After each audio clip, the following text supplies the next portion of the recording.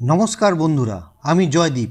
আমার চ্যানেলটাকে সাবস্ক্রাইব করে আমার পাশে থাকুন। চলুন জেনে নিই আজকের খবর। পশ্চিমবঙ্গের বিজেপির নতুন রাজ্য সভাপতি হিসেবে দায়ভার নিয়েছেন শ্রমিক ভট্টাচার্য।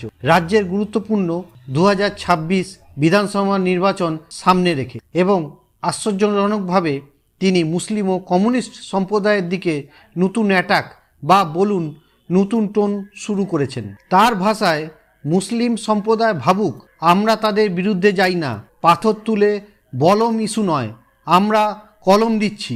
তিনি ন্যাশনালিস্ট মুসলমানদের কথা তুলে ধরেছেন যাতে তরুণদের র্যাডিক্যালাইজেশন না গড়ায়। কমিউনিস্টদের নিয়েও বন্ধুত্ব জোর দিয়ে বললেন। শ্যামাপ্রসাদ মুখার্জির কাজকে সঙ্গে রাখলেন লেফট লিডার জ্যোতি বসুর নাম, সঙ্গে তুলে ধরলেন তাদের রাজনীতি ইতিবাচক দিক। এর মাধ্যমে বিজেপি চেষ্টা করছে অ্যান্টি টিএমসি লেফট ভোট নিজের দিকে টানার।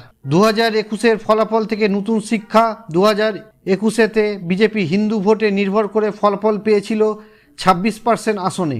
এবার জিরো লস স্ট্র্যাটেজি, মুসলিম প্লাস কমিউনিস্ট প্লাস হিন্দু সকল অ্যান্টি টিএমসির ভোট একত্রে টার্গেট করছে।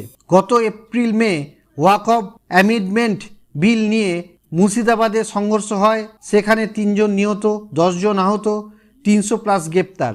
এই পরিস্থিতি বিজেপিকে ভাবাচ্ছে কিভাবে মুসলিম যুবকদের পাশে দাঁড়ানো যায়। শ্রমিক ভট্টাচার্যের জনসমক্ষে বক্তৃতা স্পষ্ট, প্লুরালিজম দেখছি, ফান্ডামেন্টালিস্ট ও ফ্যাসিস্ট ইসলামিকের মতো ধারায় দাঁড়াবো না।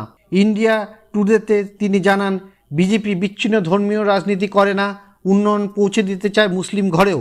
বিজেপির এই নতুন diplomatic speech Hindu plus nationalist, Muslim plus left votes Bangla রাজনীতির একটি ফায়ার স্ট্র্যাটেজি হতে পারে, তবে কার্যকর হবে কি সময়ই বলবে। ভালো মানেই ইলেকশন আউটকাম পরিবর্তন সামিল হতে পারে। বন্ধুরা, কেমন লাগলো আজকের অ্যানালিসিস? কমেন্টে আপনার মতামত জানান। বিদ্রোহী মুসলিম ও কমিউনিস্ট ভোটে বিজেপি কি জয়ী? দিন like, subscribe, bell icon click করতে ভুলবেন না। অভিনন্দন, ভর্তি থাকুক আপডেটেড। আবার দেখা হবে নতুন ভিডিওতে। ধন্যবাদ।